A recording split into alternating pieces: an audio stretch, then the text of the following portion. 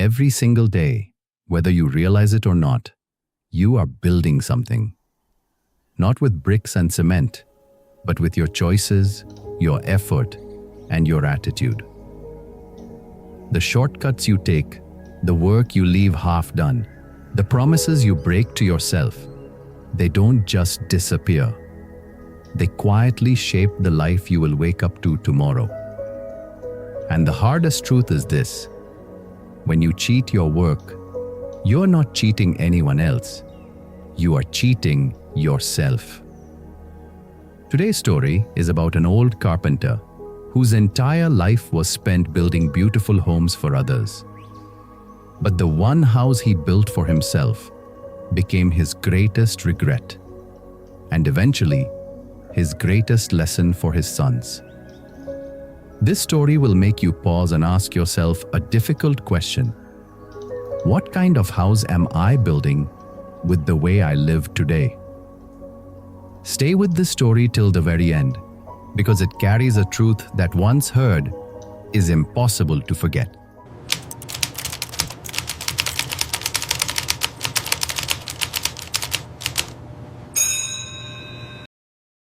A long time ago, in the dusty lanes of a small farming village, there lived an old carpenter. His home was a modest two-room house with cracked walls and a leaky tin roof, set at the very end of the village lane. He lived there with his wife and their two grown sons. The old carpenter was no ordinary man. In his younger days, he had been one of the finest carpenters in the entire region. Landlords, merchants, and even a few government officials had sought him out to build their homes. His hands had shaped grand door frames, carved beautiful jharoka windows, and raised rooftops that stood firm through decades of monsoons. People said that a house built by this carpenter would outlast the man who lived in it. But if you looked at his own house, small, crumbling, and barely holding together, you would never believe it. His two sons had grown into young men with strong arms, but weak ambition. They worked at the farm of a local landlord, but worked was a generous word. The older one would arrive late, yawning through the morning hours, and the younger one would leave early, always finding an excuse: a headache, a sore back, a festival he had forgotten about. Together, they did in a full day what a single honest worker could finish before lunch. The landlord was a patient man, but even his patience had its limits. Every few weeks, he would walk down to the carpenter's house, sit on the old wooden bench in the courtyard, and complain.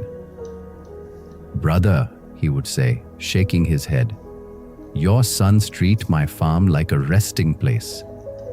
Both of them don't reach the farm on time. They leave work unfinished. Sometimes they don't even show up.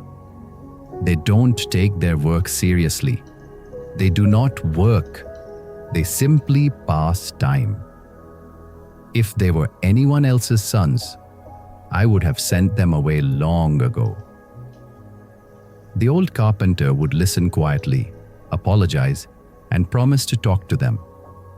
And he did, many times. But his words fell like rain on stone. The older son would shrug. The younger one would nod and forget. Nothing changed. As the saying goes, laziness may seem attractive, but work gives satisfaction. But these two brothers had not yet learned this truth. One evening, as the sun dipped behind the neem trees and the village fell into its golden quiet, the old carpenter called both his sons into the courtyard. His wife brought out tea, and the old man sat on his favorite cot, rubbing his calloused hands together. "Sit," he said. His voice was calm but heavy. "I want to tell you something I have never told anyone." The brothers exchanged a look. Their father rarely spoke about himself. "Do you ever wonder," the old man began, "why we live in this house? This small, broken house, while I spent my whole life building grand ones for others?" The older son leaned forward. The younger one set down his tea. "Let me take you back 30 years, their father said. "I was the most sought-after carpenter in this region. I built the landlord's old bungalow. I built the village schoolhouse. I built homes that families still live in proudly today. I loved my work. Every joint I cut, every beam I raised, I did it as if I were building a temple." He paused and looked at his hands. "Then, after nearly 25 years, I grew tired. My knees ached. My eyes were not as sharp. I told my contractor that I wanted to retire. He understood. But he asked me one last favor: build one final house before you go. I agreed. But something in me had already given up. I thought, what does it matter? This is the last one. No one will notice. So I used cheaper wood. I skipped measurements. I hammered nails crookedly and didn't bother to sime the doors. I plastered walls that I knew would crack within a year. For the first time in my life, I built a house without pride, without care, without love. As Thomas Edison once said, there is no substitute for hard work. But that day, the old carpenter had forgotten this truth. When the house was finished, he continued, his voice dropping, the contractor came to inspect it. He looked around, smiled, and then handed me the key. He said, "Old friend, this house is my gift to you. For 25 years of honest work, you deserve a home of your own." Silence. I stood there, holding that key, and I felt my heart sink into the ground. The house I had built with laziness, with shortcuts, with carelessness, that house was mine. I would live in it. My family would live in it. Every crack in those walls, every crooked nail, every weak beam, I had done it to myself. He looked at his sons with eyes that carried 30 years of regret. That is this house, the one you have lived in your whole lives. The house that leaks every monsoon. The house with doors that don't close properly. I built it, and I built it badly. Because I forgot the one truth that matters. He leaned forward. As you sow, so shall you reap. The courtyard was silent. Even the crickets seemed to pause. "My sons," the old carpenter said softly, "you think you are working for the landlord. You think your laziness only cheats him. If you think this way, then you are wrong. Every careless day, every half-done task, every shortcut you take, you are not cheating him. You are cheating yourselves. You are building your own house. And one day, you will have to live in it." He placed a hand on each of their shoulders. Never do anything half-hearted. Every nail you hammer, every word you speak, every task you complete, do it with honesty and your full heart.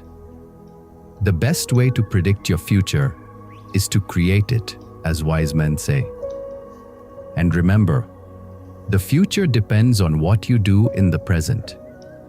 Do not wait for tomorrow to become the men you are meant to be. Do today what others won't, so tomorrow you can do what others can't. That night, neither son slept well. Their father's words echoed through the darkness like temple bells. The next morning, for the first time in years, both brothers were at the landlord's farm before sunrise. They worked through the heat without complaint. They finished every task they were given and asked for more. The landlord watched from his veranda, astonished. Days turned into weeks. Weeks turned into months. The brothers who once couldn't be bothered to show up on time were now the hardest workers on the farm. And slowly, their lives began to change. The older son was entrusted with managing an entire section of the fields.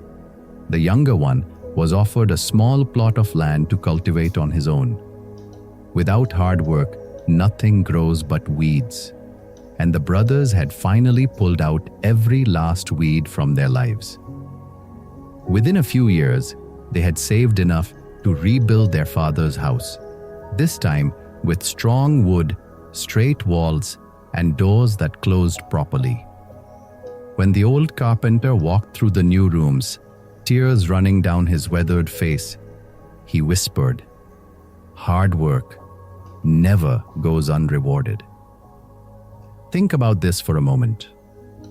How many times have we done something carelessly, telling ourselves it doesn't really matter? Maybe it was a task at work we rushed through, a relationship we didn't invest in, or a promise to ourselves we quietly broke. In that moment, it feels harmless. But just like the carpenter's crooked nails and cheap wood, every careless choice quietly becomes part of the life we are building. The beautiful part of this story is that it doesn't end with regret. It ends with redemption. The carpenter's sons heard the truth, and they chose to change. They didn't wait for the perfect moment. They didn't make grand promises. They simply showed up the next morning, earlier, with more effort, and with honesty in their hearts. And that one decision, repeated day after day, rebuilt not just a house, but an entire future. Dear ones, this story of the old carpenter and his sons carries a truth that applies to every single one of us. Every day, whether we realize it or not, we are building the house we will live in tomorrow. Our work, our habits, our choices, our integrity, these are the bricks and beams of our future. When we cut corners, when we give less than our best, when we tell ourselves it doesn't matter, we are hammering crooked nails into our own walls. And one day, we will have to live inside those walls. It is never too late to start building with care. You don't need to change everything overnight. You just need to change how you approach the very next thing in front of you. The next task, the next conversation, the next choice. Build it as though it is yours, because it is. Your career, your relationships, your health, your character. You are the one who will live inside all of it. A vision without action is a dream. Action without vision is a nightmare. Do not just dream of a better life. Build it, one honest day at a time.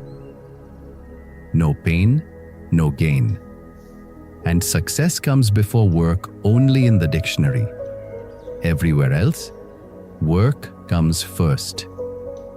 So here is a simple question to carry with you. What kind of house are you building today? Give your best, not because someone is watching, but because the life you are building is yours. Now tell me in the comments, what is one area of your life where you have been cutting corners? And what will you do differently starting today? If this story made you think, please like and share this video so it can reach someone who needs to hear it. and subscribe to our channel so you never miss a story like this.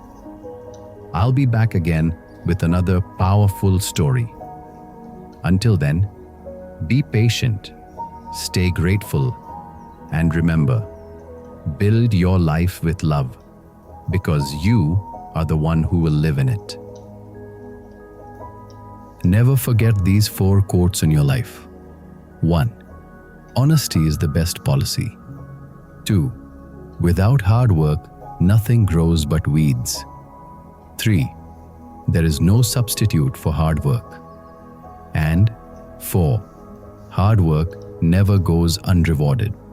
Because the house built with honesty, care, and hard work, that is the house that will stand forever.